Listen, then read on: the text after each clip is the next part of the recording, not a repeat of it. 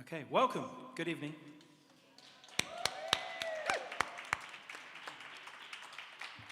Thanks very much, everyone, for coming this evening. This is a ICMP Songwriters Circle in honor of LGBTQIA+ History Month.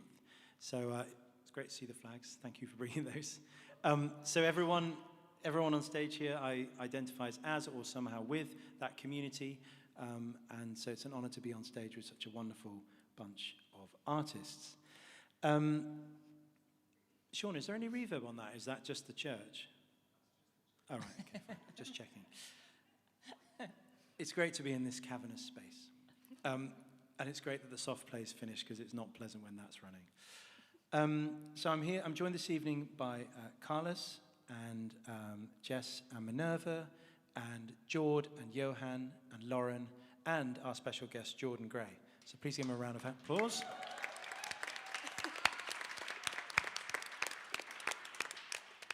So I'll talk a bit more about Jordan when we get to her songs. But Jordan we're very honoured to have Jordan with us this evening. And everyone on stage here is part of the ICMP community, so are on various courses at ICMP. So Carlos, do you just want to say a little bit about yourself before we start? I'm going to play first, but I just want everyone to just introduce themselves briefly. Yeah. First off, I'm very thankful to be here. I am a songwriter coming from Barcelona. I'm 25 years old, and I come from a classical background. I've done classical music for a lot of time, but I've been interested in pop, funk songs, coming from British and American songwriters since I was a kid. So that's why I am here. Yeah, that's a bit all, I think. I've been growing a lot and exploring my path in different ways since I arrived in ICMP, and I'm finding it very enjoyable, meeting new people from all around. So yeah, very cool. Thank you. Jess. So my name's Jess. I am gender fluid and pansexual as well. I'm very queer. And I'm on the songwriting degree, and I'm in third year. Thanks. I'm Minerva. I'm on the second year of BMUS. I'm bi. And I'm accompanying Jess today, so yeah. Hi, I'm Jord. On the songwriting MA course, having a great time here with my classmate Johan. Very happy to be here. So yeah, thank you. I'm Lauren. I'm third year songwriting. I am very, very gay. And yeah, I'm just happy to be here. Thanks. Awesome. Hello everyone, I'm Jordan. It's really nice to be on stage with so many talented people. You're so talented and so much younger than me. I'm transgender. It's probably the last room in the world where that word needs explaining. But maybe you was brought along by a friend and you're thinking, some of these women today are very tall, right? All it means to be transgender means that I used to be miserable, and now I'm very happy with my life, and I'm very grateful to be here. Thank you. Thank you very much. My name's Jonathan. I'm a songwriter. I'm a tutor of songwriting at ICMP. I've been working there for many years. I also used to be miserable. Sometimes still am miserable, depending on what's going on any particular day. So I want to play a song for you first up that I wrote quite recently that's basically about my childhood. And it's not really specifically to do with my identity per se, but it's about a very formative experience. So it's basically about when my dad left home. And so it's written from the perspective of me as an 8-year-old boy.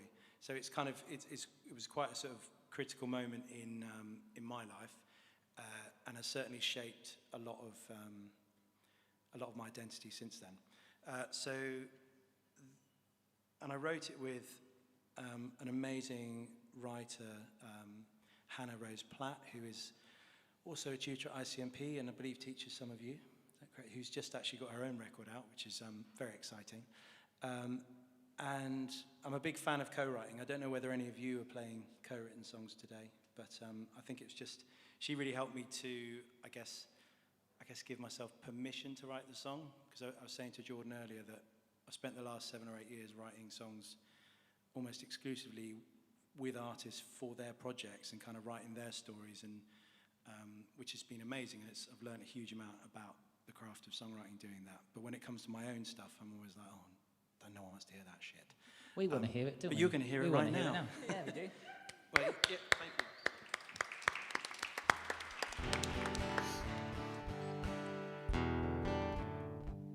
Oh, I ripped something off, like all great songwriters. Hang on. Tell me something, girl. I didn't write that one, sadly. And I can't remember my own one. Hang on.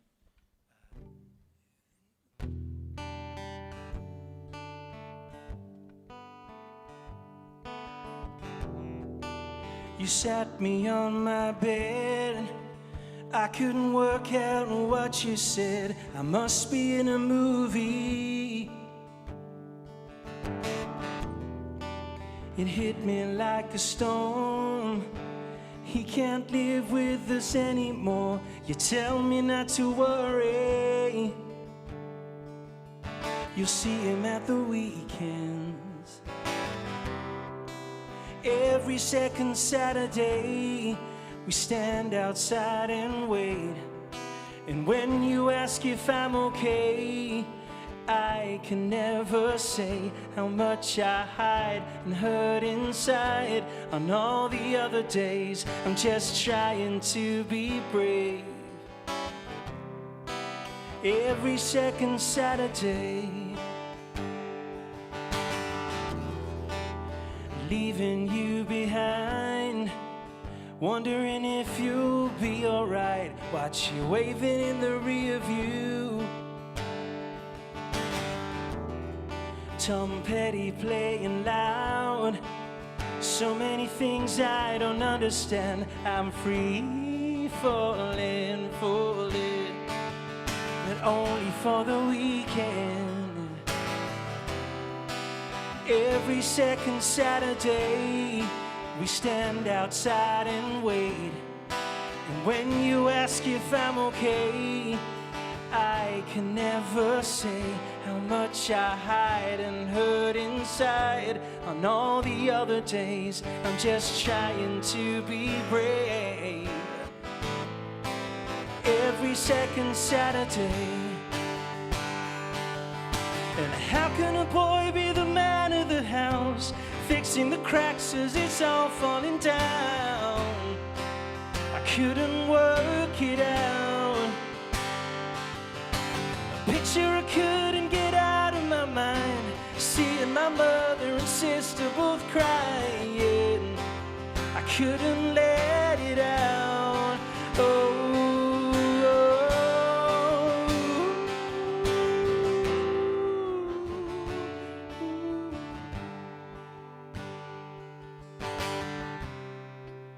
Every second Saturday, we stand outside and wait.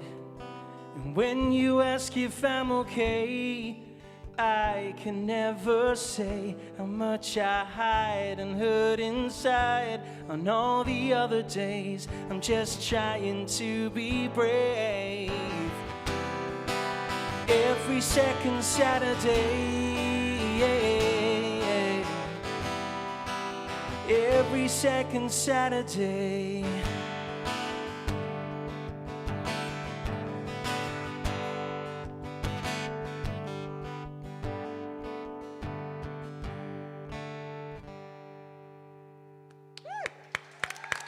Thank you. Thanks very much.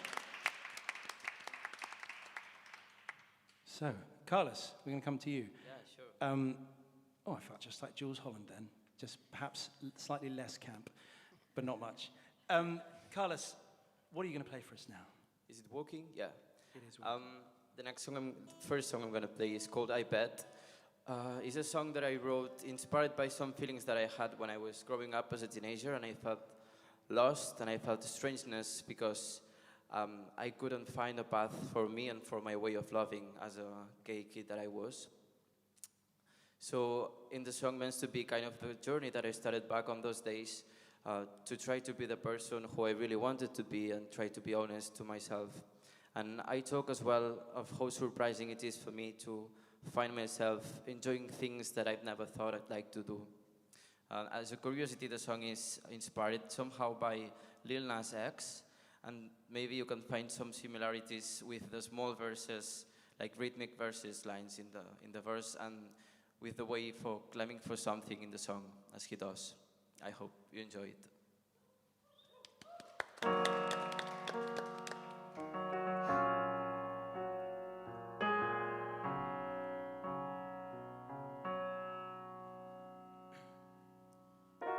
Heard a dark blue thought, ain't feel good when nothing calls you back. Difficult to turn around to see the differences from the other side. I wasn't sure of this chance for me, 'cause I couldn't tell, baby, I couldn't see through the promises until I took the license to play another game, set another match, reach a higher note, set another love. Feelings I could wonder, feelings I could not, things that no one told me I couldn't live without. I bet you hide another pleasure that I can enjoy. I'll bring the sun next to the moon tonight. If you say I can't, I bet we scream, I bet we smile.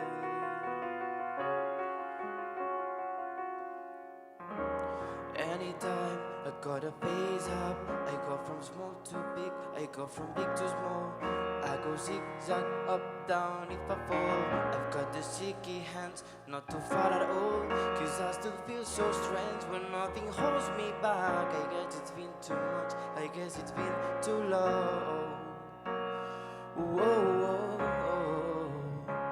I like to find another game, play another match, set another tone, reach a higher note, get another color, turn from blue to purple, set another love, care for something else, find me playing God what I've never thought about, look for a new sound, let me pass along, feelings I could wonder, feelings I could not, things that no one told me I couldn't live without.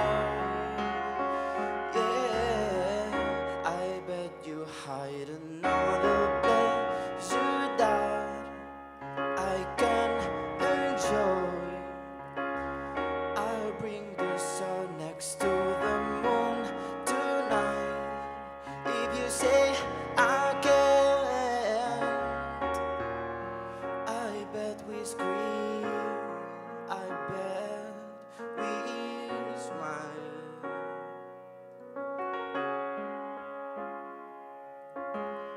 I'll hold as long as there are goals that I will like so much.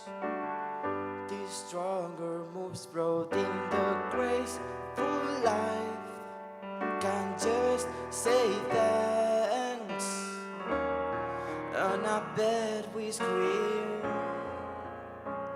many more times, and I bet we smile. Na na na na na na na. Oh, oh.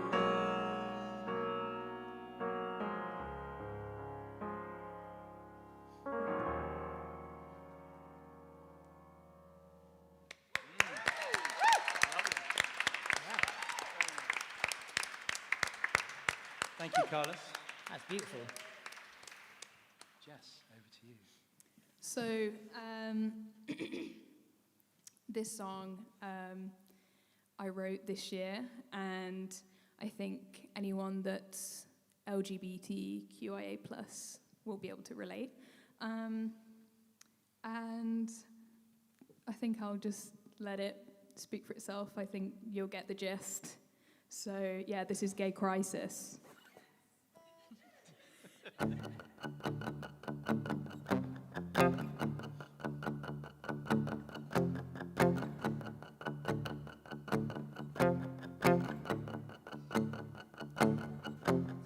got brown eyes, a sweet smile that makes my heart go wild. Okay, but only in a friend way.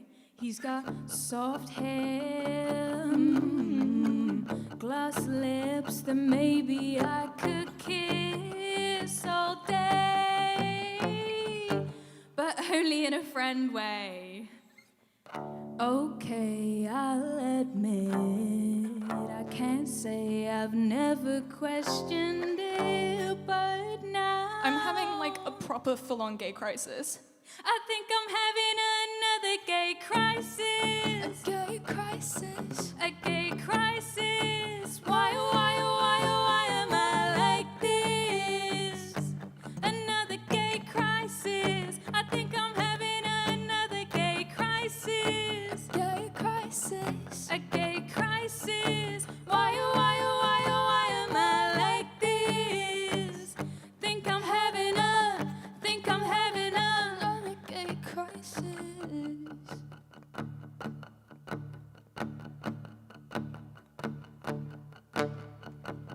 They stare my way while I'm sat on the sidelines watching them play. I mean, everyone thinks about, kissing their friends at some point, right?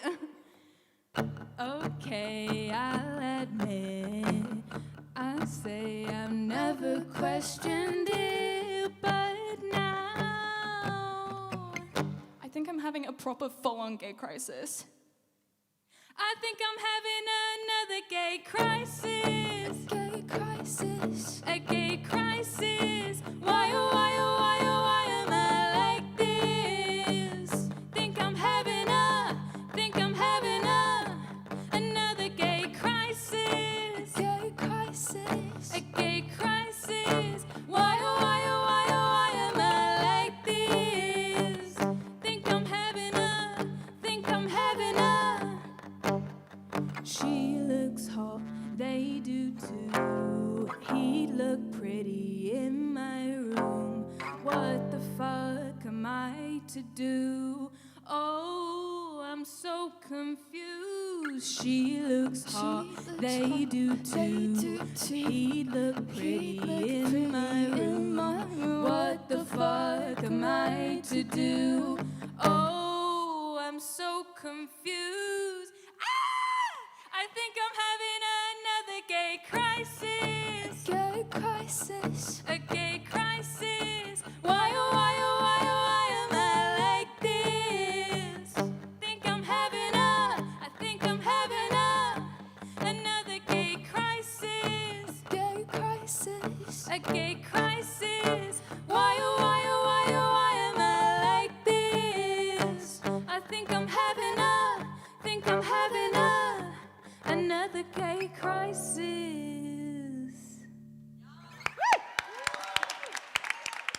Yes. Not enough commercial songs have got a scream in the middle of them nowadays. Not since Björk's Oh So Quiet have I enjoyed a scream so much in the middle of a song. That's great. Jessica, I just want to ask you a follow-up question, if I may. And obviously, I know we're on the spot here, so it's up to you whether you answer it or not.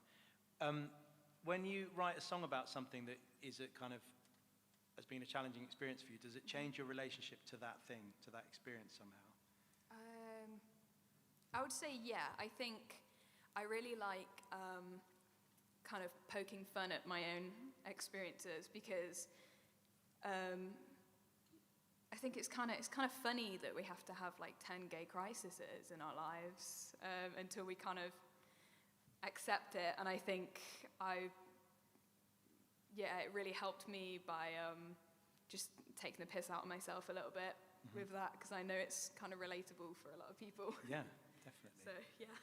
Great, thank you. Amazing song, thank you so much. And we'll go on to Jord next.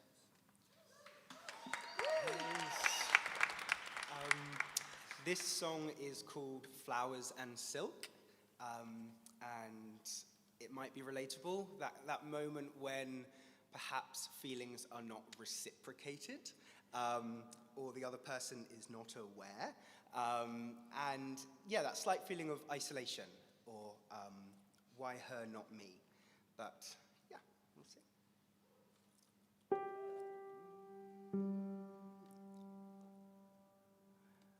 My eyes flicker just a little, and it's easy to see.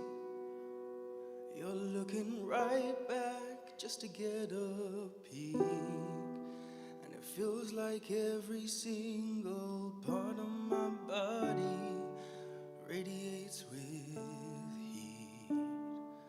Wish I could show you, maybe explain how I could give you it all. Maybe a second just to feel normal, and we get caught laughing about the underrated things we put into our bodies. And I wouldn't spend the night in the back of a cab, replaying all our interactions, all that joke that made you laugh, blaming myself for being all bent out of shape. I bet her words are pretty, wrapped in flowers and silk, but you're the only thing I've thought of day in, day out. Oh, who could ever love you like that, like that? Who could ever love you like that? I can see all the colors that you keep trying to push way back down. I can see how your eyes dart back to the ground when you think no one's watching, when you think you're alone. Hey, does it make you feel edgy? An expression of all that repression that you feel. She makes you feel godlike, but that shit ain't real. And I bet if you tried, or if you just let go, you would see that her friends talk about you like you're just a face. But I've been slowly manifesting at a reasonable pace. I'm all in, you're sweet, but it's always been obvious to me. I bet her words are pretty, wrapped in flowers and silk, but you're the only thing I've thought of day in, day out. Who could ever love you like that, like that? Who could ever love you like that? I have to turn away and slowly count to 3, 'cause you shouldn't be so nice to her and not see me. Oh, who could ever love you like that? Who could ever love you like that?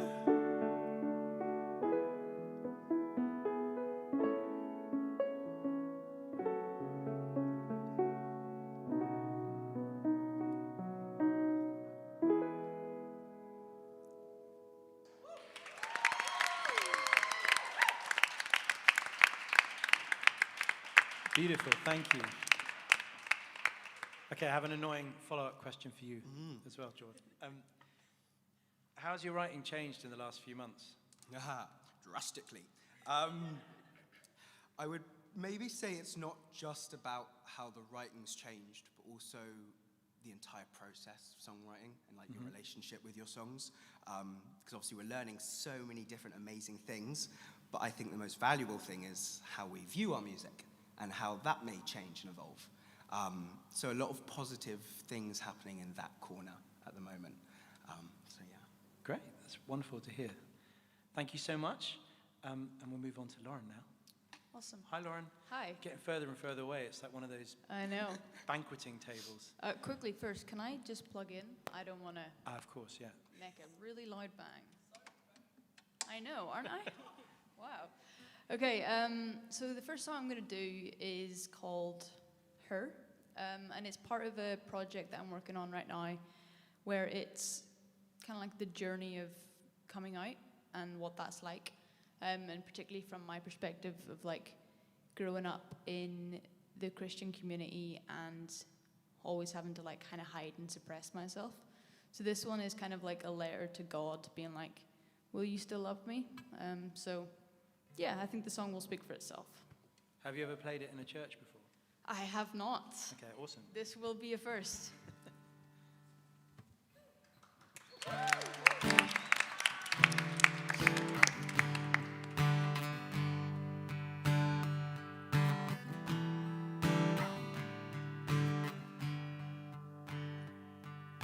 Sorry that it don't come around.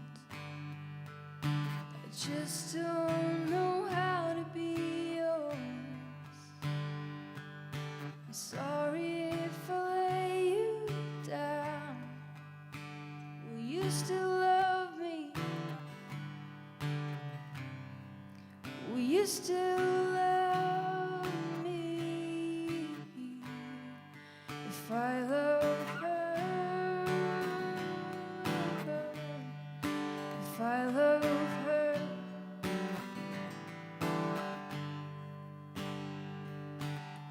I don't have a lot to say, 'cause you've grown so awfully quiet, and so have I. But will you still love me if I love her? If I love her,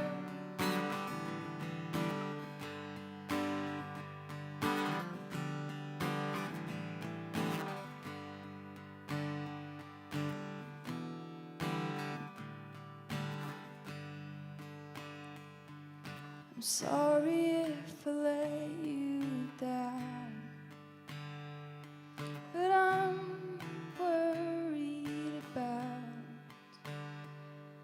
that I might let you down when you hear the words I say,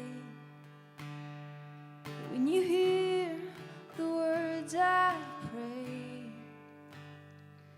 But please say, my child, don't you worry, and please say you love me through my journey, 'cause I spent way too long running from you. Please say you love me anyway. You love me anyway. 'Cause you said I have loved you with an everlasting love. I have drawn you with unfailing kindness. But what if you changed your mind? And what if you could rewind? 'Cause I love her. 'Cause I love her.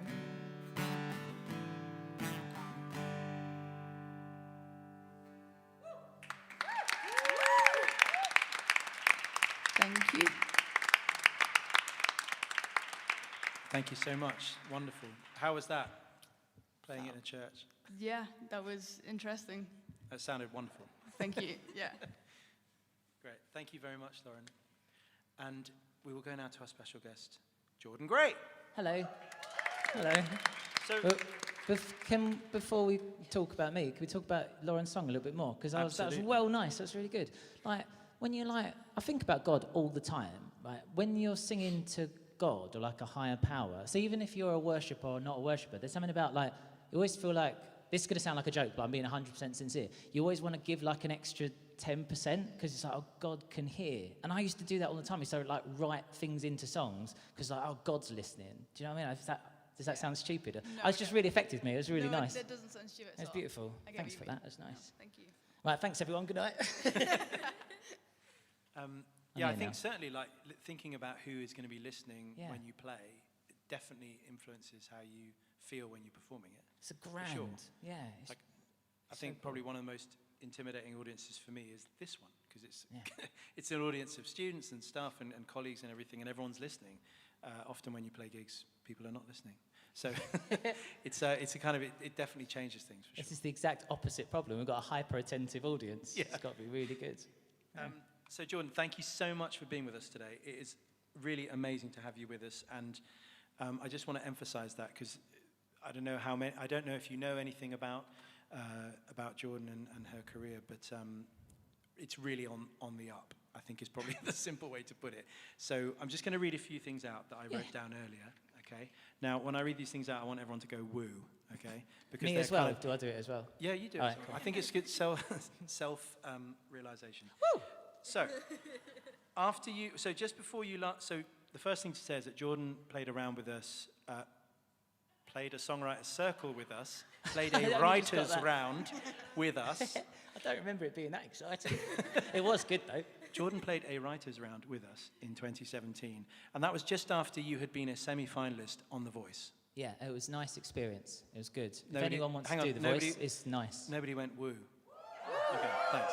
So you'd been a semi-finalist on The Voice, and you were on Paloma Faith's team, is that right? Yes, Paloma Faith was really nice to me, and she stuck me in her last music video. She's very sweet. And you were the first transgender contestant on The Voice. And they only told me that before I went live on TV. It was really scary. Yeah, I had to amazing. carry that on stage with me, that piece of information. And then you came and played a Songwriters Circle with us in 2017, and at that point you had an artist project, Tall Dark Friend, is that correct? Yes, my solo project for 10 years, Tall Dark Friend. I didn't know what it meant then, and I don't know what it means now, but it sounded quite nice. Well, I read that it was because it was a play on meeting a tall, dark, handsome stranger. Yeah, sort of. I like films where the... Is this too loud, by the way, this microphone? Is it right? I like films where the good guy looks like the bad guy, like Edward Scissorhands, or one of the vampires from Twilight. I don't know their names. So it's like, they're a tall, dark stranger, but they're also friendly. Yeah. So when you played around with us, we obviously did something to you that put you off songwriting, or this type of songwriting, because then you did a switch. You formally announced that you were switching from a musical career into a comedy career, Yes. but obviously integrating music as well. I'll tell you exactly what happened. I did The Voice. It was a wonderful experience. And then I brought out a single, and it was the first time in my life I had any money. So I was like, let's spend all of this money on a single. And what happens then is you forget how to be creative because you've got loads and loads of money. So you just pay loads of producers and the video, and it came out. What happened is I wrote the worst song of all time. And it just came out. And it weren't a terrible song. It's just really boring. It's like a really boring song. There's a lot to be said for art by necessity, like being resourceful and finding what you can do, like all the best music of all time. Like, is this a myth that we get distortion sound because one of the original rock bands had a broken amp, and then that's how we got that sound and people liked it? Like, I think that maybe that's a myth, but it's a cool story. Tell everyone that that's what happened. So then I realised I don't want to write boring songs all over again. So then I quit to become a comedian full time, and that is now what I do. I'm a comedian, but I write comedy songs as well as that. In fact, that's the main thing of what I do. In the vein of like a sort of a Tim Minchin, but of course Tim Minchin is right out there. Well, let's just talk about that for me, because you're not far behind. You're not just any comedian. You have, since 2017, you went up to the Edinburgh Fringe in 2018. Yeah. But since then, you have been nominated for an Edinburgh Comedy Award. Yes. You just... Thanks Thank for you. the woos. Forgot I like about that sound. Yeah, we need the woos. And then you won, I think it was just last week, the Comedian's Choice Award. Oh, I won the Comedian's Choice Award. It's really weird talking about myself like this. No, Yeah, please do. I won the Comedian's Choice Award when I was in Edinburgh. It's really nice because it's the comedian that the comedians choose, and it means a lot. And then last week, I'd done my show at the Soho Theatre, and then they stuck me on a motorbike to go to the Roundhouse because I closed the National Comedy Awards live on Channel 4, and I won the Breakthrough Comedian of 2023. That was it. It was so cool. It was really cool. See, I didn't even write...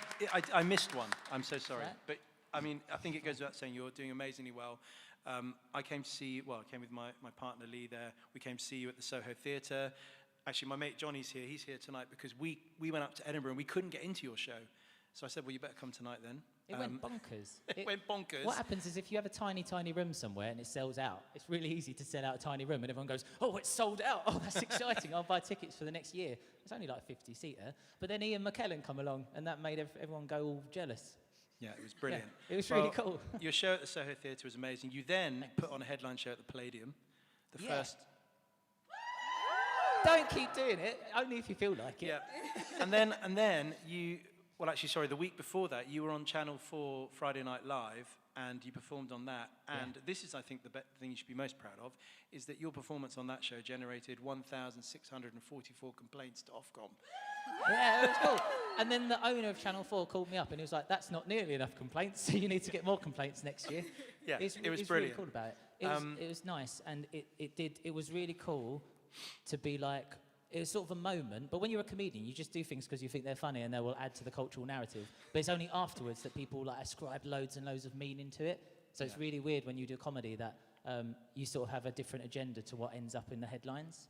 Like, loads of people got really annoyed about it. I didn't know, I wasn't quite sure why, but most people liked it, I think. Well, I think it was telling that when I Googled that performance, I was trying to watch it back, and all I could find was kind of those crazy YouTube channels being really angry about it, like showing the clip and then talking about how it was. Sorry, there's this bit where I do an impression of, what's his name? Jim Morrison from The Doors, saying, I am the Lizard King, I can do anything. And then there's this YouTube conspiracy channel that was like, oh, Jim Morrison was famous for allegedly getting naked on stage and like it all stuff to do with the devil. Coincidence? And I was watching it like, yeah, I had no idea about any of that. I keep learning about myself from other people's YouTube channels. Yeah. Would you like to share with the group what it is that you did on TV that caused all these complaints? Well, I've done a song that is the end of my Edinburgh Fringe song, and I think after an hour of comedy, people are warmed up and are quite receptive to what you want to do.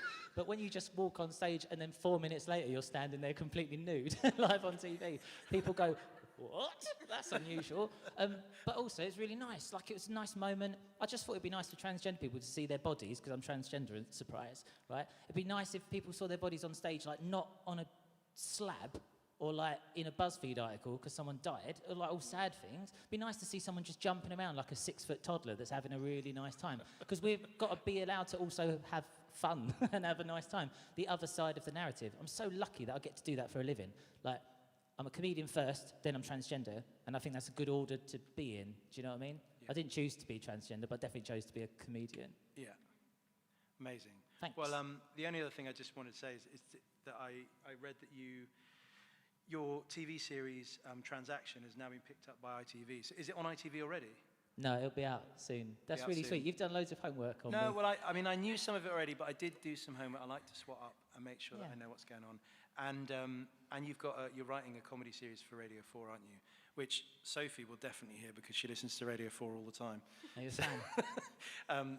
I'm not sure anyone else in this age bracket will, but I will listen. I'm going to do a shout out to you, Sophie, live on Channel 4. Oh, she would. Just she will crash the car. She'll crash the car if you do that. Yeah. Don't. Yeah. Anyway, so Jordan, what songs are you going to? Well, what song are you going to play for us first? I'd love to play a song. Right, now let us just remind you that these songs are of a comical context, which is the last thing that a comedian's supposed to say. Because I'm surrounded by these wonderfully talented people with their beautiful, sincere music, if I didn't say it was funny, you'd think, she's really gone off the rails at the end there. So this is supposed to be a comedy song. I think there's two kinds of musical comedy. There's comedy that's like, this is funny, and you know it's funny, and I'm going to sing it funny. And then there's the more modern type of musical comedy where it's like, you know it's funny, but the person singing it is being very sincere and you believe that I believe what I'm singing. Do you know what I mean? Like a Bo Burnham or sort of a David Brent type of a character, you know? You think that they really believe what they're singing. Yeah. This is a song in that vein. Since it's LGBTQ+ awareness month, week, History hour, month. second. Is it? It should be all year, And shouldn't it, really? And again. Because of that, this is the song that I used to come out when I first became a comedian. I wrote this song to come out to people. And it goes exactly like this, because I wrote it, obviously. Right. I know it don't look like a guitar, but it is now. Let's get it. Ah! That was really, sorry, that's quite intense. You see me like that. Here's the song. Right. That sounds about here, can you hear it? This is a song called Cecilia C. I'm the girl they call Cecilia C. But I've got a deep, dark secret down in me. Half the world doesn't understand, the other half probably doesn't give a damn. So I don't know who I'm supposed to be, 'cause no one knows that I am gluten-free. So good to get that off my chest, finally, after all these years. I live my life like Julian Assange. Hey. I eat my 3 square meals in Pret-a-Manger. Hey. I never get invited to the restaurant, and I would fuck an alligator for a fresh croissant. My. It's good, isn't it? Amazing. That's good.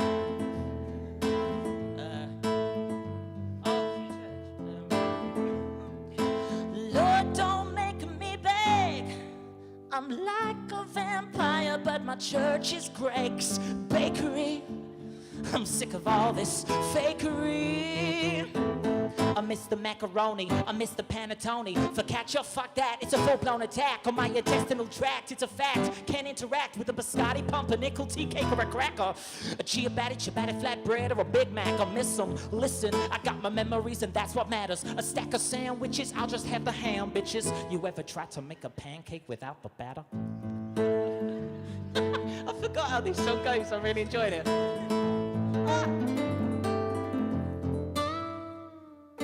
Bread is better than sex. Ladies, help me out, you know I'm talking sense. The only man I miss in my bed is a tiny little man made of gingerbread, oh yeah. And after all his crummy loving, I'd love to find a bun in my oven. I would eat it. Theresa May might have lost a seat, but at least she could run through a field of wheat and not die. Oh, my mama.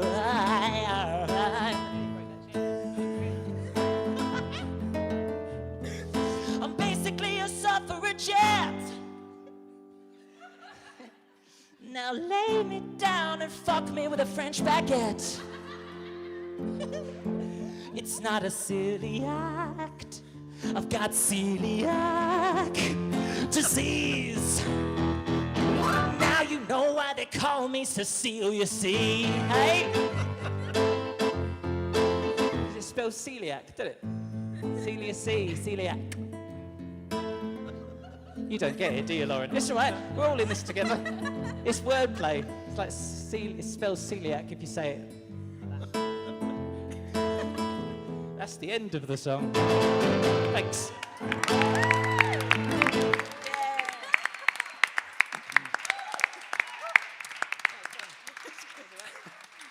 Thanks. Have you ever met anyone called Celia who spells Celia with an A and an O and all of the other letters? Don't question the validity of the song now. No. I bet you there is someone. Probably. My mum's partner's called Celia, and that's her favourite, and my sister's got celiac. She's still alive. Sorry, she's got celiac disease, so bless her, little cotton socks. Amazing. So, can I just ask? I just want to ask you about. No. So no, come on. We were talking a bit beforehand about the differences between all the different sort of relationships you've had with songwriting over your career and over your life as a writer. So, how is what you're doing now? How is it different? How does it feel different? How is it different in the process? I'd just love to ask you a bit about what it is. I've been watching everyone performing, and I miss that sort of what I believe. Please tell me if this is not how you feel, but a sort of sense of unbridled expression in what you do. When you do comedy for a living, every single word's got to be really important, and like the diction is so important. Otherwise, the joke doesn't work. So I can't just like let loose and just express. I sort of miss that. And also, the chord expression's got to be quite simple, because if you go off on like a jazzy tangent, people are like, "Hang on a minute, what's going on here?" I thought this was just a comedy song, but I've found some favourite chords this week. Can I play you my favourite chords and tell me if you like them? I bet they're not even that good. Right, I learned this chord. This is My Chemical Romance chord. Right. That one. That's my favorite. That's the new favourite. And then this Radiohead chord. Right, so it's like this one. Beautiful, isn't it? And I can't put those in songs because they're too good. Oh, you can. Come All on. right, thanks. I will. I'm gonna do it in the next one.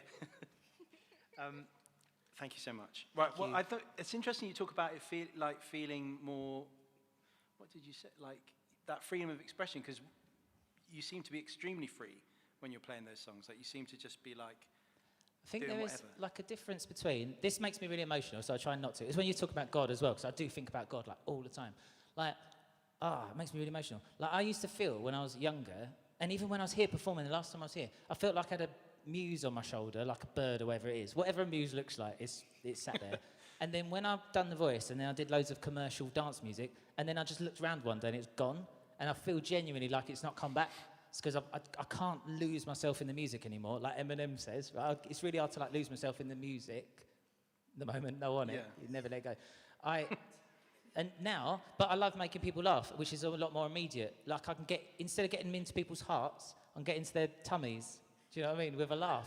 And that's my way in. So at the moment, my way of communicating with people is to sort of be a bit of an idiot and have a nice time and lead by example of having a nice time. But I do miss being able to like pluck people's heartstrings a bit, like what everyone is doing today. So this has been an enlightening and enlivening experience. So I'm looking forward to the next round of songs.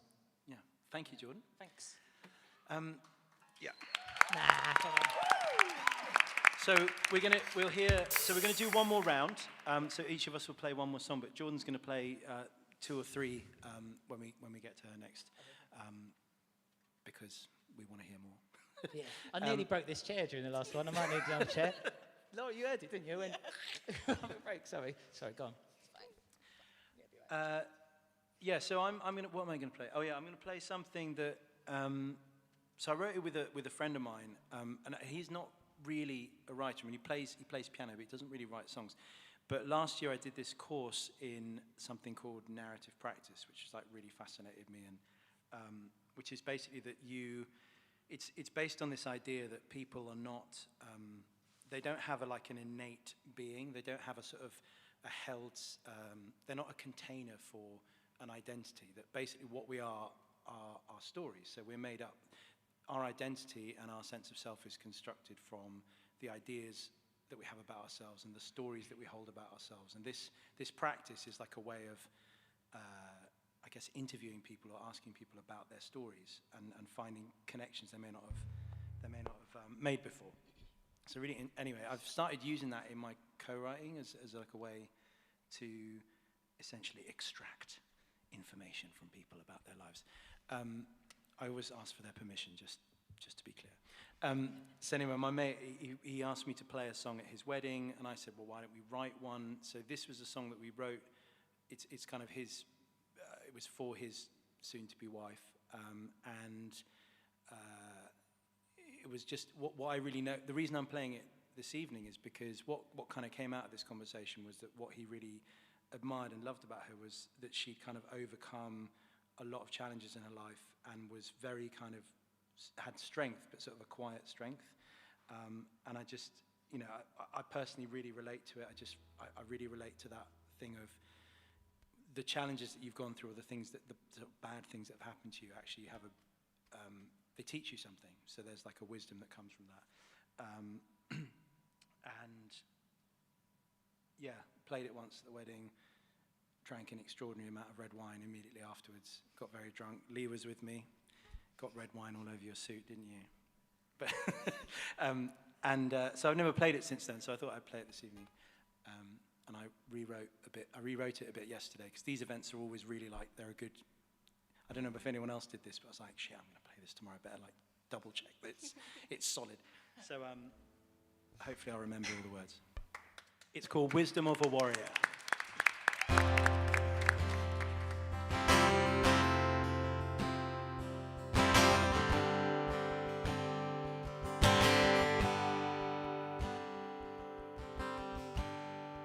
In the shadow of a candle, first drink, first hint, you're suffering in circles.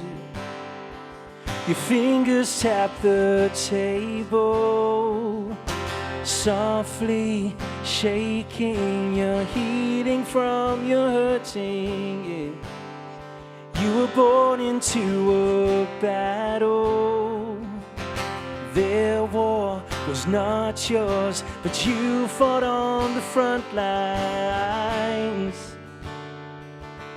And every story leaves a scar, kingdoms hidden in your heart, beautiful just as you are. The wisdom of a warrior. The wisdom of a warrior.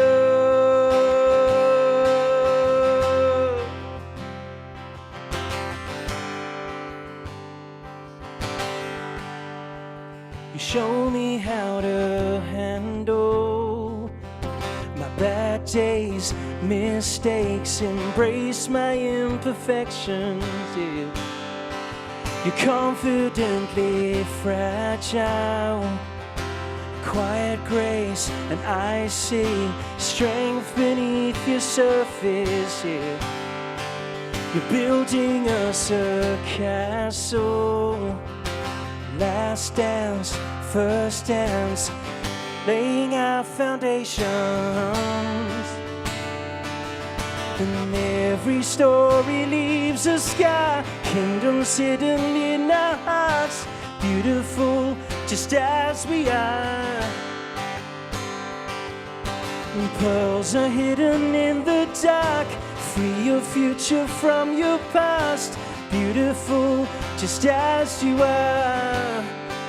The wisdom of a warrior. Wisdom of a warrior.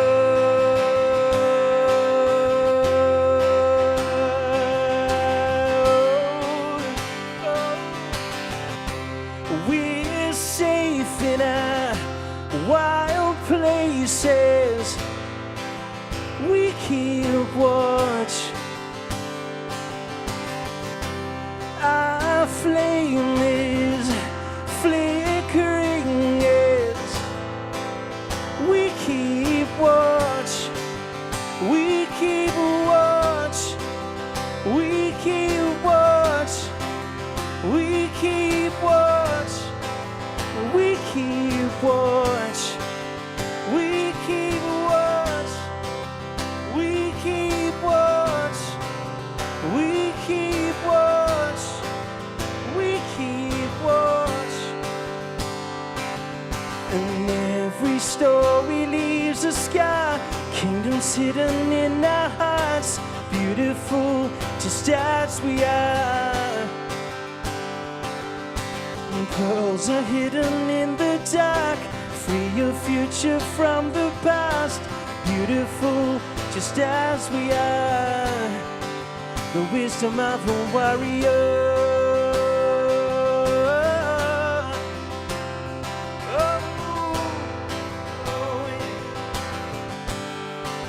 The wisdom of a warrior.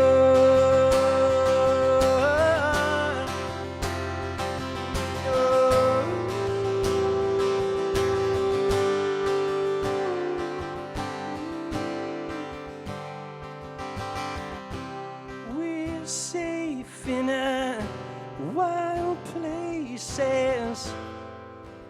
We keep watch. Our flame is flickering as we keep watch. We keep watch. We keep watch. Give it to me. We keep watch. Give it to me. We keep watch. We keep watch. We keep watch. We keep watch. We keep watch. Keep it going. Keep it going. And every story leaves a scar, kingdoms hidden in our hearts, beautiful just as we are. We keep watch. In the dark, freedom hidden in our hearts, beautiful just as we are. The wisdom of a warrior. We keep watch.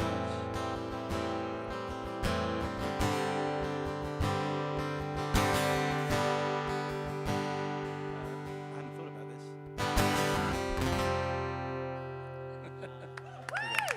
Thank you. Thanks very much.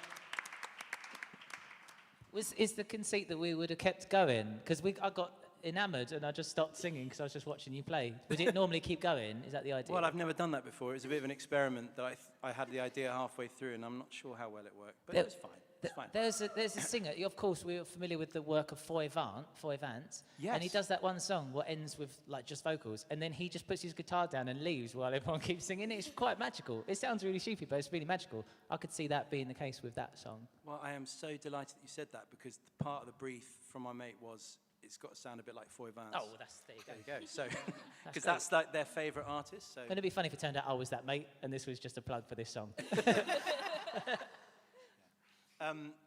Anyway, thank you so much. We're going to move on now to Carlos. What are you going to play for us second and finally, Carlos? Yeah, play another song. It's called Alive. It's another song that I wrote in ICMP. For this one, I took the inspiration going running. It was for a brief where we were told to previous to write a song, doing some activity that would let us set your mind free for a while.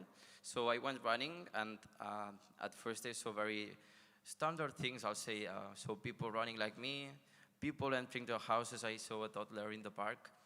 But suddenly, trying to imagine all of those people's lives, I had the feeling of everything moving around me included, perfectly moving, and I felt that it was very alive inside, and so that's the title of the song, It's Alive. And the purpose for it was to try to experiment with, try to recreate the way how everything around me inspired me that day. So it's reflected, I tried to reflect it in the melody and the lyric, but as well in the chorus and in the piano playing as well. Great.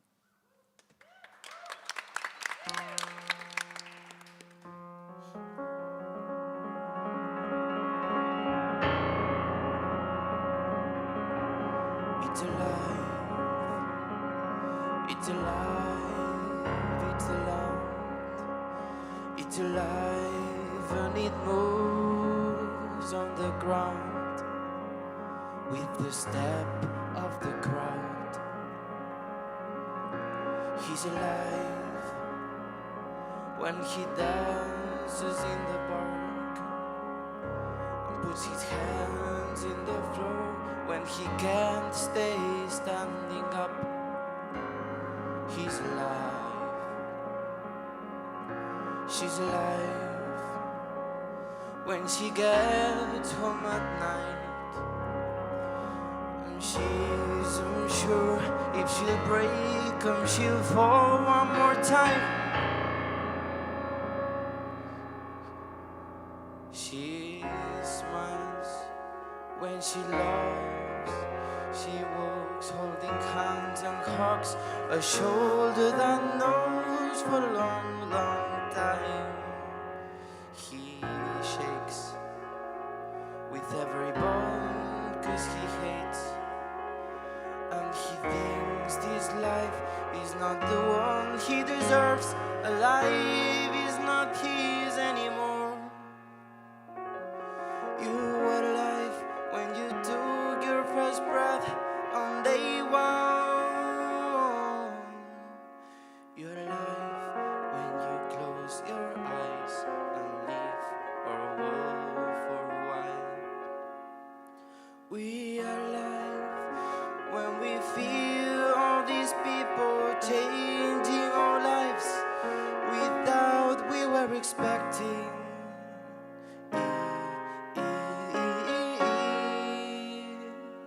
When they did not pretend to do something like this. How can I fit all of this only in my mind? Now, how should I end the song when I can't take my eyes off you? However, remember, we'll always share the same ground.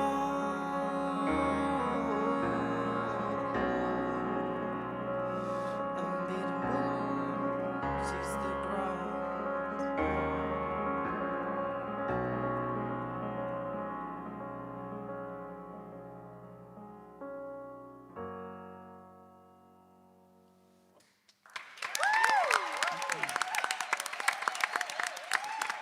Beautiful.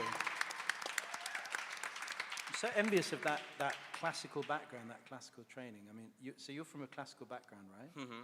See, Yeah. I'm more from, basically a Nashville background, which basically means 4 chords. But I kind of embraced that. I mean, that gives me a lot of freedom because there's so much to think about with words and melody that I've just kind of given up on. I don't even think about. I just kind of. Anyway, I'm talking about me. I was asking about you, which was what's the relationship for you about your kind of your musicianship and your, everything you know about classical music and the songwriting that you're doing now? For me, I have the feeling that I put everything I have in a bag, and sometimes I have a song that I came up with, and it's like, oh yeah, this reminds me of this, or this reminds me of this other thing, and that's why then I get inspiration from one thing or from the other. But I'm not thinking and putting something classical into, I just came up with things, I guess.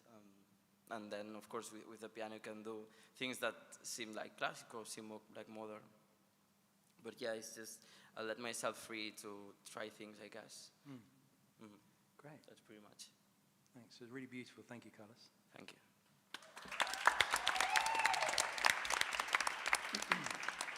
Jess. Yep. So, the next song that I'm going to do is another one that I've written technically not this year because we're in a new year. Totally forgot that. But, one that I wrote this academic year.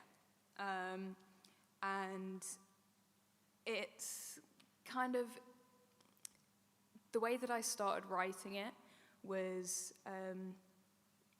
kind of from the fact that I was really dealing with a lot of perfectionism in my writing and stuff, and I'm kind of like you, I only really know 4 chords, and I am more of a producer as well, so with all of that I was kind of trying to find a way of writing that didn't just put me in a box, and for me it was trying to think of the funny things that are in my life. And so this next song is called Bubblegum, and it's not very emotional, but I think that's why they put me in the middle as well. So yeah, this is a song called Bubblegum. I hope you enjoy it.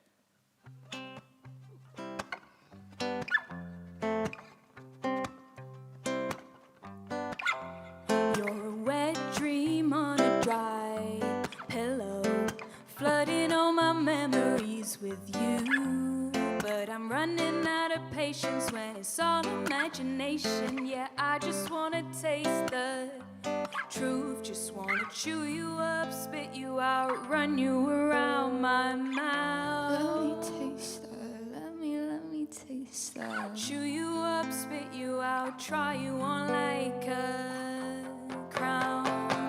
I wanna taste that bubblegum, bubblegum. Let me taste that bubblegum, bubblegum. Bubblegum, bubblegum. Let me taste that bubblegum, bubblegum, bubblegum. You're a hot dream on a cold pillow. Hearts never felt so good. 'Cause when we're here together, I don't think about the weather. 'Cause I'm never bored when I'm with you. Just wanna chew you up, spit you out, run you around my mouth. Let me taste that, let me taste that. Chew you up, spit you out, try you on like a crown. I wanna taste that bubblegum, bubblegum. Let me taste that bubblegum, bubblegum. Arms upside down, you can call me daddy now. Let me taste that, let me taste that. Arms upside down, I'm the daddy now. I wanna taste that bubblegum, bubblegum. Let me taste that bubblegum, bubblegum. Bubblegum, bubblegum. I wanna taste that bubblegum, bubblegum, bubblegum. Ooh.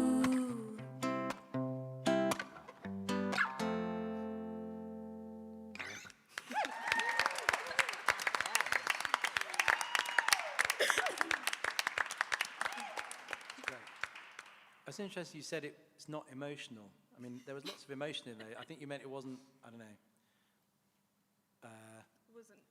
sort of hand-wringy like mine was. Yeah. So that was great. That's great. And Minerva, did you write that together? No. No, okay. No, this is all me. All you. That's Yeah. What's your view on co-writing? Are you into it or not really? Yeah, I am. Yeah. That's the correct answer. Yeah. Yeah. Anything you want to say about it, or shall I just leave you alone? I think, yeah, I do really enjoy co-writing. I think when everyone's always busy, it's kind of difficult, but I do prefer writing on my own because I feel like it's more freeing for me, because I kind of go quite off the scale, and I kind of take things very far that maybe not everyone would it wouldn't be everyone's cup of tea in terms of writing style. So I quite like writing on my own, but I do really enjoy co-writing as well. Okay. Not everyone's cup of tea. That's a cool title. Yeah. Right, thank you very much.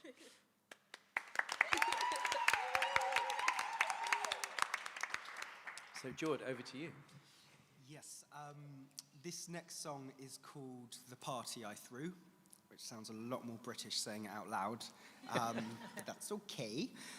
Yes, it's kind of about, when you're younger and perhaps you're involved with people or you know people that don't really care about your authenticity or who you really are, and maybe when we're younger that time of day is not given as much. Or it could not be about that, I'm not really sure. But we will find out soon. So yeah.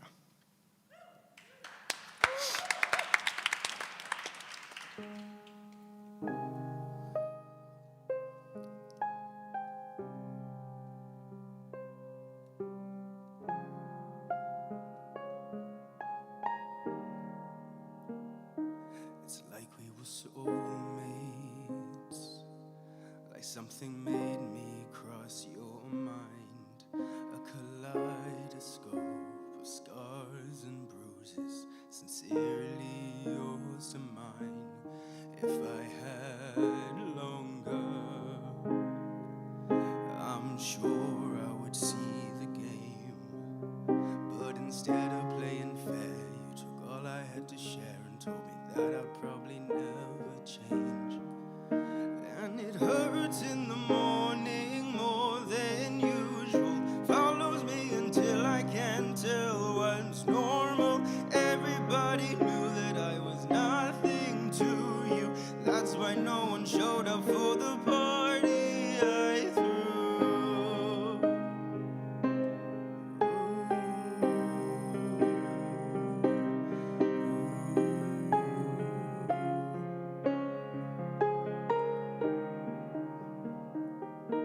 It's nothing to cry for, baby boy, you should have learned. But instead I just lay dead and wanted all the things you weren't. So I had to learn how to build a house where the walls hold back what hurts. And I'll live inside that home of sorrows, haunted by who we were. And it hurts in the morning more than usual, follows me until I can't tell what's normal. Everybody knew that I was nothing to you, that's why no one showed up for the party I threw. A party and no one even came to see if this poor delinquent maybe had nowhere to breathe. I threw a party, oh, I threw a party.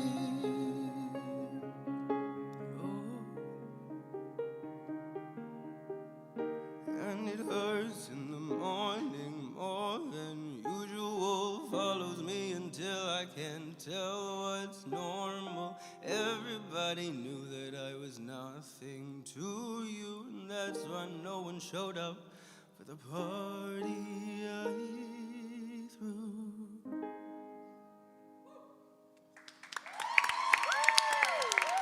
Amazing. Love that. How did you come up with that idea of putting the party at the center? Just a lot of years without friends. A lot of empty invitations. No, I think it's just reflecting on maybe people who don't care about what you're really bringing to the table. And that is so okay. That's so fine. But we should be giving everyone equal amounts and time of day. So yeah, it's for all those lonely little 13-year-olds making friends, hopefully. So, yeah. Okay. Thanks, George. Thanks very much. And thank you, Johan. And Lauren, what are you going to play for us? Sorry, don't mind me. I'm just trying to get comfy. This chair is tiny. Like, I'm falling off it. Okay. The song I'm going to do is called Ordinary Love. This song I wrote about a month ago. And it's about wanting, well, basically, an ordinary love.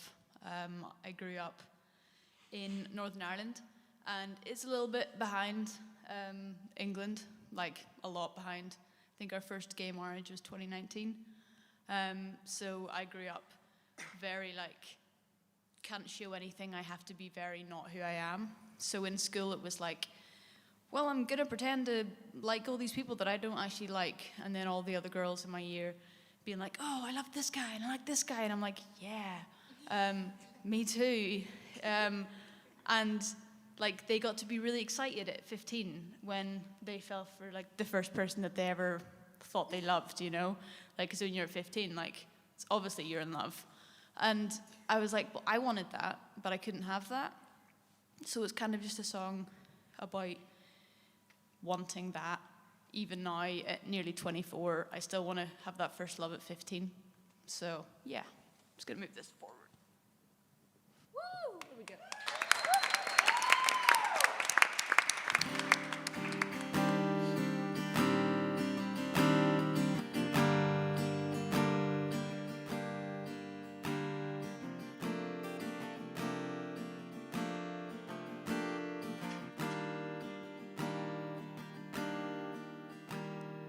I'm nothing special and I can be stressful, but I'm just like everybody else. I wanna be seen like you were at 15.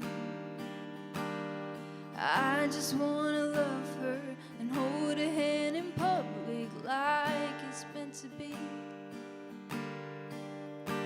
'Cause I wanna be seen.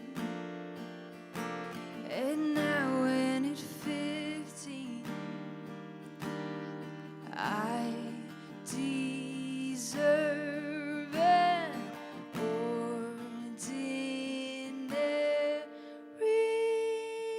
love. Ooh, an ordinary love, an ordinary love.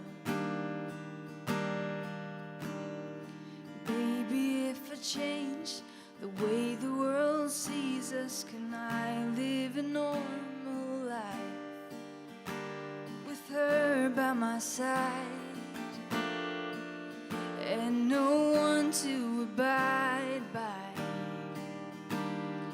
Maybe if I change the way people think about us,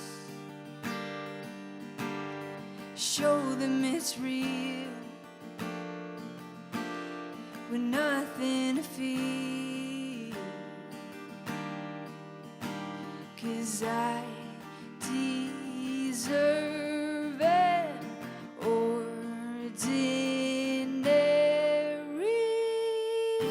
love. Ooh,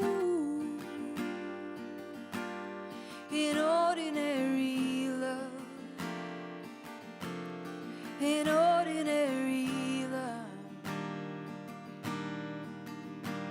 'cause I deserve an ordinary love. Ooh, an ordinary love, an ordinary love. Maybe if I just tell her I love her, will it be enough to get us through this journey that so many people don't like what we have? They think it's unnatural, they think we're abnormal, they think we're abnormal, but we deserve an ordinary love. Ooh, an ordinary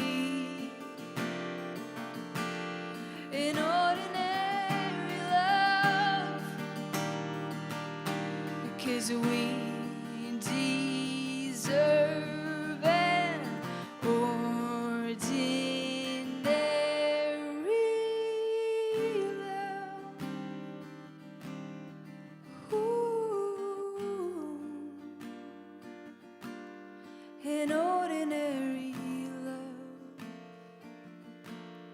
an ordinary love.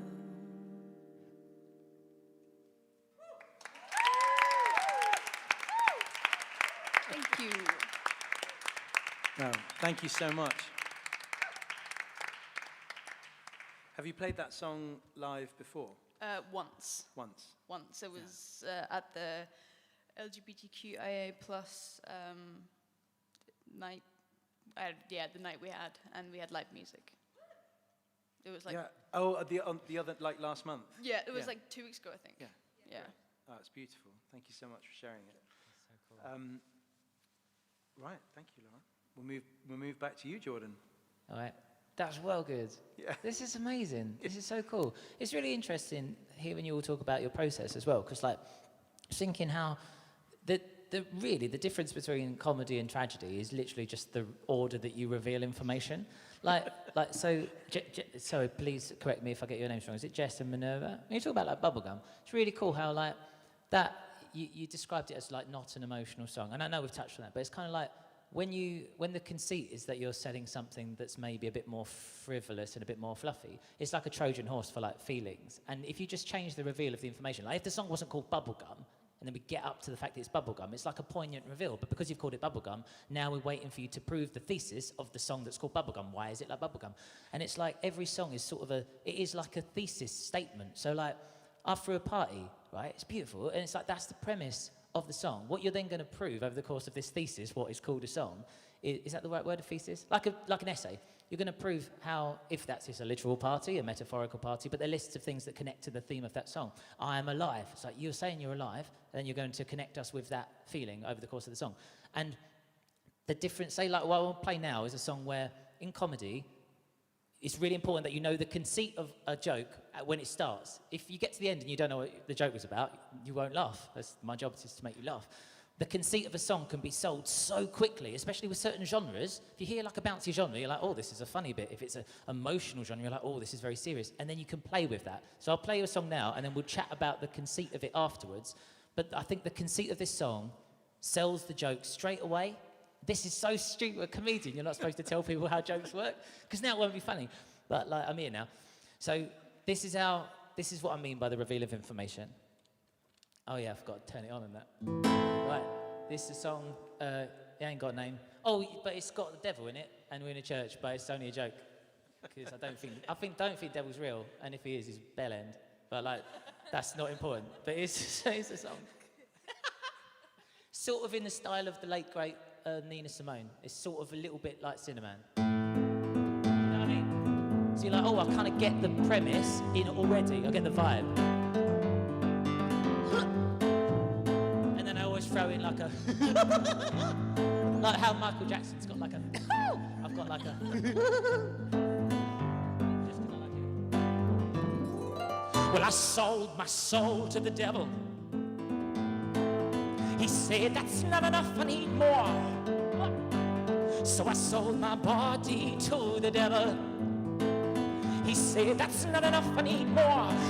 So much more, so I sold my Xbox to the devil.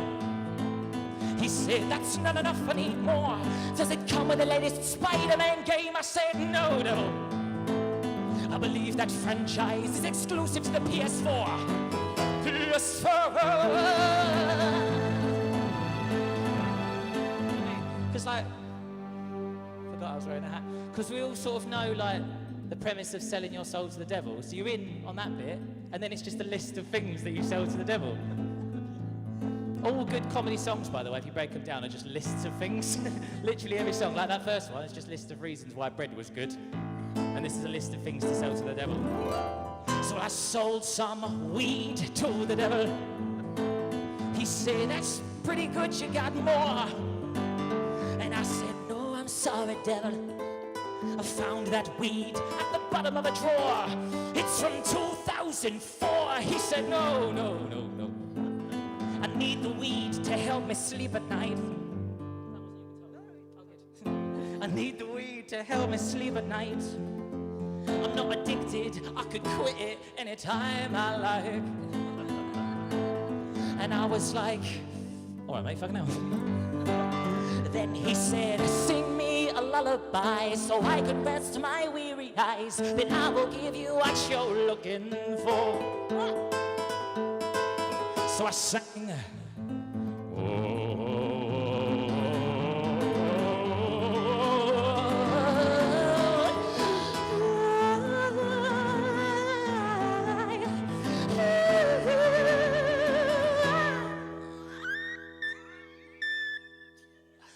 He said, ooh, shut the fuck up. That's really awful. Not good, that's so awful. That's so awful. And then the devil said, what would you like for everything you brought tonight, for everything you've laid upon my door? And I said, devil, see, the thing is, I went shopping and I lost my car. It's somewhere in the multi-story. Please help me find my car. It's a Peugeot 2.4.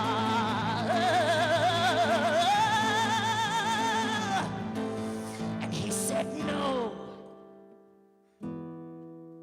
Go ask the Lord. Because it's got a bird's eye view of the entire situation. And then what I do when I'm feeling particularly energetic and frivolous, or I've had a Red Bull, is I just randomly start doing like beatboxing in the middle of the song, which is what I've done on that National Comedy Awards. And loads of famous drunk people suddenly woke up. It was really enjoyable.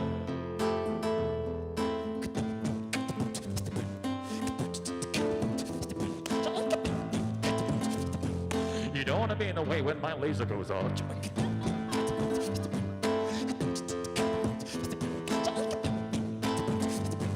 Why so serious?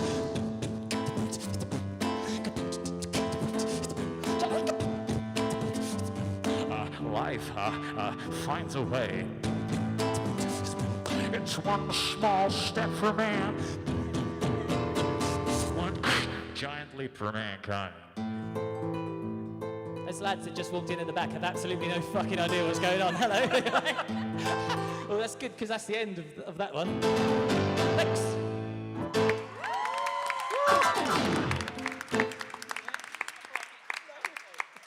I got all excited and I thought I accidentally kicked Lauren's guitar like a proper rock and roll moment that wasn't my instrument. Sorry. That'd be a crime against humanity if I destroyed your guitar, Lauren. You're very, very talented. Everything I say sounds like I'm being sarcastic because I'm a comedian. I really enjoy it. It was great. I'm being serious. It's wonderful. Thanks. Yeah. Done that So right anyway, now. we love the song analysis thing. I mean, I think you seem to feel a bit self-conscious about it, but just to be clear, that's what we spend all of our time doing, basically, in this group of people. Yeah. So please do more. What it is when you're a comedian, obviously the funniest thing in the world is when you have a joke explained to you, right? But what I was saying before about, so that the conceit of that song is like, oh, we've all heard songs about selling your soul to the devil in music. That's like so many songs. So many people have made careers out of that. So that premise is set, then the whole audience is like, oh, I get this, I feel good, I'm in. And then you just twist that premise and you just push it to its most absurd conclusion. What's all the things I could like shift for a few quid to the devil, and that's the whole song. I think that's a really cool way to write it. And every sort of comedy song is that conceit. Otherwise you have to keep finding new reasons to keep people attached to the premise of the song. Like that first song, like I say, you think I'm gonna say, the secret is I'm transgender. The secret is I can't eat bread. And then it's just all the reasons why I can't eat bread. And you can keep that going for like 8 minutes. So what's the next list? The next list. Oh, right, yeah, right. Here's the thing. I could do a song about Jesus, because I like Jesus, think it's cool. Or I could do a song about, like, potatoes. I know that seems like it's obvious, but they're both of equal, in my heart, they have both the equal relevance to me. Well, could you do both? How long have you got? Is that all right? Yeah, of course. You sure? Do both, yeah. Do Right, both. I like Jesus. I really need to, from the beginning of this, point out that I like Jesus, and I think God's got a really good sense of humour, so he likes this one. I don't have that on his authority, but I think he probably likes it. Or she, come on now, or they. So, like, I think, or it. Exactly, it could be like a reptile or a bug. I think God's great. I don't know what it is. It's probably a gas, isn't it? Because it's like, right, but I think whatever it is, let's not get sidetracked with what God is. I know we're in a church, but calm down. Like, here's a song about Jesus, and what it is thing. When I was like 7, I was really confused by Jesus because I liked him, but then the story of the resurrection was really confusing when you're little and you don't know what's going on. Then I grew up and I realised what confused me about Jesus, so I wrote this song. It goes exactly like this, and I hope that you like it. This is nice. I like my job. It's really nice. Right, here's a song about Jesus. Sorry about that. Trans-spreading, I call it. I shouldn't really do that. I might sit side-saddled. Right, okay. This has been really nice. Thanks for having me. Here's a little song about Jesus. The year was 33 AD. Yeah, topical. Christ had had a proper rubbish Thursday. They nailed him up for misbehaving, threw his body in a cave, which, I don't know, feels redundant for a corpse. It's almost like they knew that he might rise again, organize his men, and go on to have a glittering career in geopolitical peace resolution. Now, is it just me? Or is everybody missing something quite extraordinary? 'Cause technically, Jesus was a zombie. Jesus was a zombie. No matter what your vicar says, or everything you've learned at church on Sunday, you're worshipping the walking dead. Hopefully America will see that someday. Jesus was a zombie. Jesus was a zombie. From frankincense to Frankenstein, I'll eat your flesh, you eat mine. Be you Gentile, Jew or beggar, drink my blood and live forever. That's not zombies. That was good. That's not zombies at all. Drink my blood. I fucked that up already. Drink my blood. Live forever. Jesus was a vampire. So I just figured out in real time he's a vampire. Jesus was a vampire. I heard it round the campfire. That is a fucking amazing rhyme. They nailed him through his hands and feet, but no one thought to drive one through his heart. He tells you, turn the other cheek so he can reach your sweet spot in the dark. You might want to check his magic wine. It's always red, never white. Why? All you Catholic daddies, lock up your daughters. Turns out not even Jesus Christ can walk on holy water. It's a clever song for clever people, do you know what I mean? Like, if you're not into it, I don't know how many GCSEs you got. I'm having a fucking great time up here. That's well clever. So you can sort of see why Judas might feel bitter next to an undead killer at the final dinner, basically surrounded by the cast of Thriller. Why'd you think that Judas asked for a silver? Because silver bullets kill vampires. Fuck, I'm amazing. That's well clever. That's proper clever. Silver bullets. Oh, for Jesus was a werewolf. Sorry, I'm freaking out. Silver bullets kill werewolves. Jesus was a lichen. Eh? That's a fancy word for werewolf. And it's so much more convenient for rhyming. But his darkest deeds of all, from the time he spent on earth, were his immaculate conception and the painful virgin birth. Now, I am not an expert, but I think it's safe to say that whether he was zombie, vamp, or lichen, Jesus Christ broke Mary's hymen.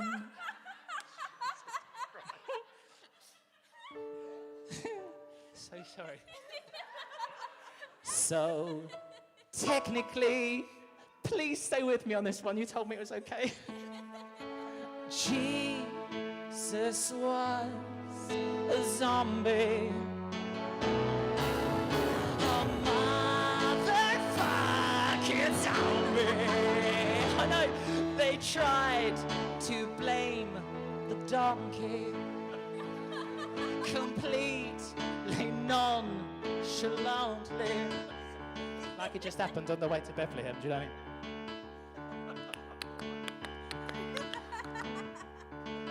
Your face! So they're doing it on the... Not doing it, they're sat on a donkey, two of them. She looks down. Oh no! Pull over, Joseph. What is it, Mary? You're not going to believe this, Joseph, darling husband of mine. Oh, my blooming hymen's just broke. Probably because of this bastard donkey. Yeah, I'm still a virgin though. I'm definitely still a virgin though! It's a quandary, it's beyond me why we worship him so fondly, like Gandhi or Blondie. No, no, no, no, no, no. Jesus was a zombie. Jesus was a zombie. And then I do like a big, what I normally do is I stand on one foot and stick a foot in the air, but I'm tired. I'll do it anyway. Just, if I die tonight, I'm at the top of my game.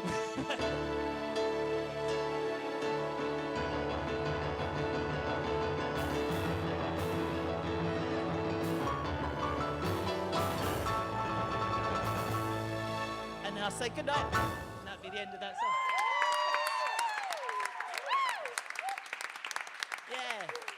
I like that because, like, what always happens is you get like really nice religious people come up at the end and say, those jokes that you're doing, you think they're original jokes, but we tell each other those jokes all the time. It's really nice. I've met so many Christians, like, we call him Zombie Jesus. Like, that's our little joke.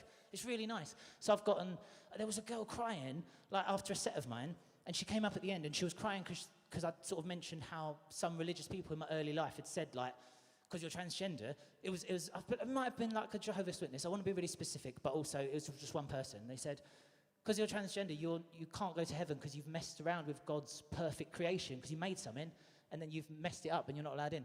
And then another religious person was like, God wants you to be exactly however you want to be. Augment yourself however you want. Get a tattoo of, like, Bart Simpson, and he'll love it. So between, like, basically, I've learned a lot about religion from writing a stupid little song about Jesus. It's been a nice journey. Thanks. I'm just wondering about the potatoes now. I can't quite imagine what's gonna happen with the potatoes. Jesus was a potato. No, it doesn't go like that. Mate, so are you gonna play the potato song, and then you're gonna play one? You said you would close with one that was from your prior part of your career. Yeah, like I feel it's quite self-indulgent just being up here and jumping around because I'm having a really nice time. But I'm conscious that it's just a lot of me going. Wah, wah, wah. Is it all right to do another song? Of course, that's why we invited you. Yeah, We love it. thanks. All right then. I like this one a lot. This is probably my favourite one of mine. This about right. So the evolution of musical comedy, I suppose, like. It's really difficult to get bogged down in some sort of like political premise, and I'm not a political comedian. It's also really funny to set up that you're going to be very, very political, and then you're not political at all in a song. So that's sort of what this one does, to spoil it in advance, but that's what this is all about, right? So it's a song about the lies that got told. Do you remember in lockdown, there's loads of lies, and they were really weird lies, and then lockdown ended, but for some reason all those lies are still around like in our brains. So I've written a song to put all of those lies to rest at the same time, and it goes like this.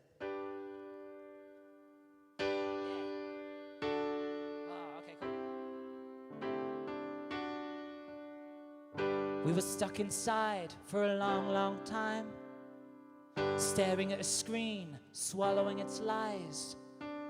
So what I'm about to say might come as a surprise, but I hope it's not too late to set a few things straight. So try to concentrate. Lauren, concentrate, it's really important. You got me, yeah, really nice.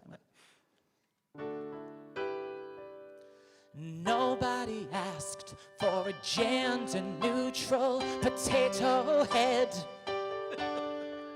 It started as a joke in a Facebook post, and you all just believed it. Yeah. Nobody cares about the sex of Mr. Potato Head. But you'll believe anything as long as it goes viral. Why read the article when you could just retweet the title? Whatever happened to this world's respect for science? 5G did not cause the coronavirus. That was gays. I read it on the internet. No one's offended by your British flag. There ain't no Muslims out there trying to burn them. And kill the bill doesn't mean let's kill the police, you morons. You're thinking of that film with Uma Thurman. That was Kill Bill, that's deserved more, that's fine. Right. And no one's coming after all the statues that the police are defending. And only Piers Morgan wants to self-identify as a penguin. I never thought I'd live to see the death of comic irony. But Meghan Markle isn't here to cancel Christmas trees. Nobody asked for a gender-neutral potato head. No one gives a shit, not a one little bit. But you seem kinda nervous when you heard it. You were quick to defend the biological sex of a potato head.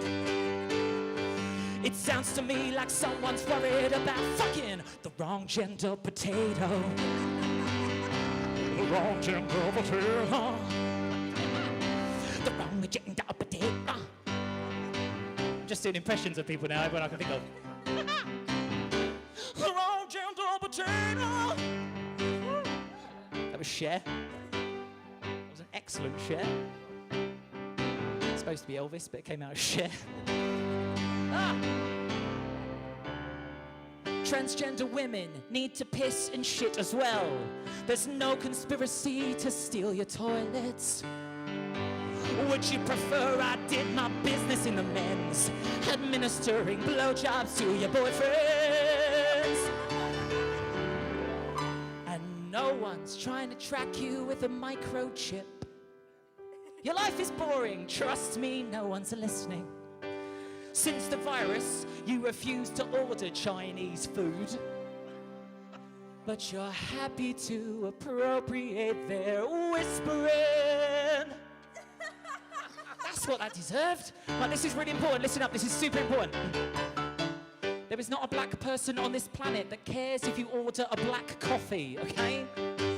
Nobody is offended. People with epilepsy don't give a shit about the phrase brainstorm, okay? Nobody is offended. And it doesn't matter how much Good Morning Britain you watch.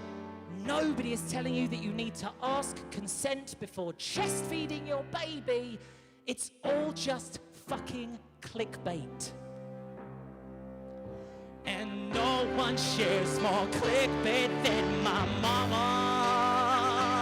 Ooh.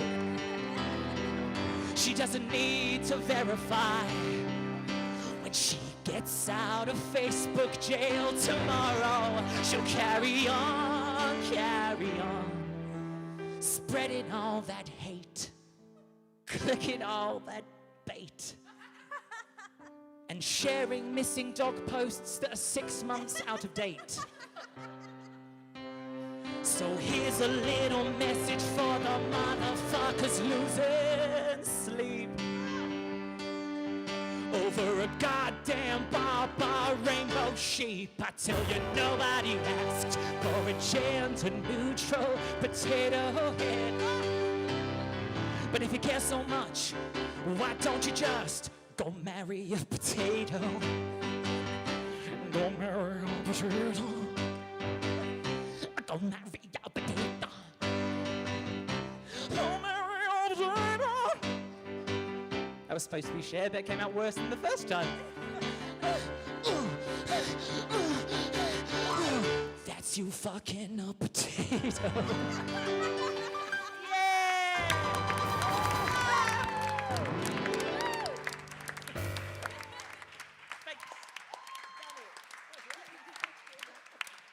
That's that one done now. That was my favourite one from your show. I can't believe I didn't remember it. I don't remember anything though, do I? So. Possibly because the premise of it being about potatoes is misleading. shielded from you for the first minute. But it's just about potatoes. Thank you so much.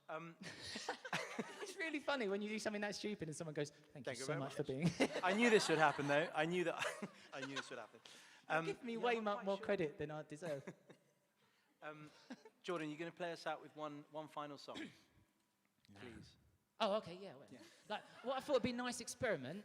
Yeah, this would be all right, wouldn't it? I think, because these are all comedy songs, but then I've done music for 10 years, and I've forgotten how to express myself, like, unironically, because now I can't do a love song, because I'm like, well, what's the punchline at the end of the love song? I'd like, as an experiment, to perform just one of the songs I wrote in all sincerity as like a little teenager, and see if I can feel the feelings that I felt when I wrote it. That'd be all right. That would be amazing. It might be a bit, thanks. Oh, but what if I don't? It's going to be really disappointing. This is the place to do that. Yeah, it is, isn't it? So thanks for indulging what I'm about to do, because I'm not match fit for this stuff. It's so wonderful being on stage with so many talented people and inspired to do it, because I wasn't going to do it, and then I heard you. I was like, yeah, I want to be one of them. I want to be one of you lot. Right, I'll do it now, obviously. Right. Okay, cool. Right, I think I played this one last time I was at the Songwriters Circle. Okay, can I have a little bit more volume, please? Because it's like quiet, not like the other ones. What are really loud and annoying. Oh, that's nice. I know I'm playing it, but it's nice. Well, I had a long-lost friend. His name was Jack of Beanstalk fame, and I was all he had. Do we still love the boy we loved way back in summer when?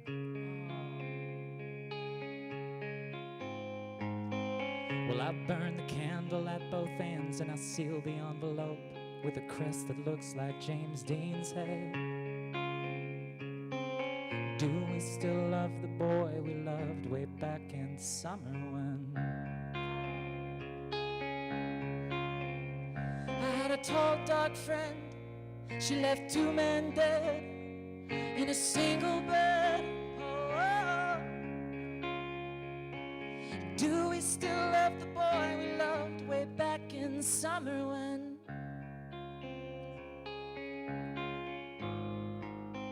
Well, I had a poor sweet friend, a little chick named Ducky left with a coat made out of insect skin.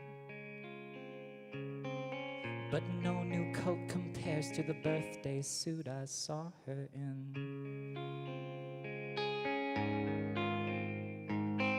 Well, I had a small pale friend, a sad girl and the old March hare, both crashed out on her dorm room bed. Well, I hope she never hears the thoughts still swimming through my head. And I hope she'll always use those Irish O's her mother says. And I hope she'll always find a place for me in her nightmares. I had a tall, dark friend. She left 2 men dead in a single bed. I wish I was still the boy she loved way back in summer when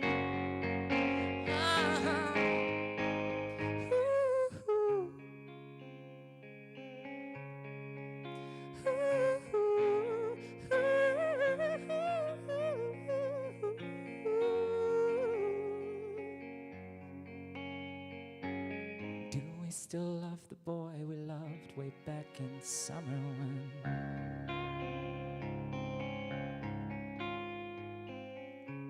after all these years, I met my maker and I told her she was fucking insane.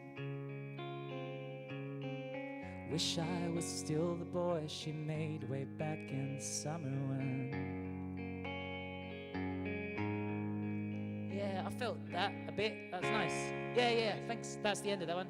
Thank you very much.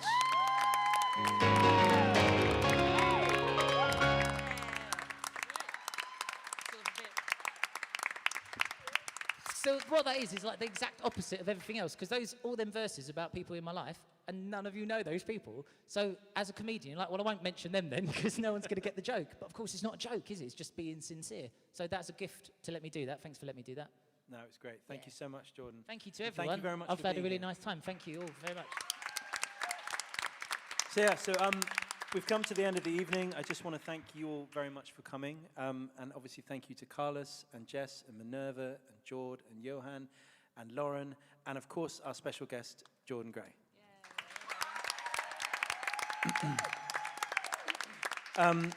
Thank you also to Sean on sound and Lasse and Jazz in our events team, who do a wonderful job setting this up. If you would like to relive any of the wonderful moments from this evening, then it's up on the YouTube channel. There's probably a few, hello to you online. It's usually about 12 or 13 million at any given time. Nice. You can Hello, log internet, off now. you sexy little fibre optic bitch. Exactly. I think that's it. Thank you all very much. Have a wonderful evening. Goodbye.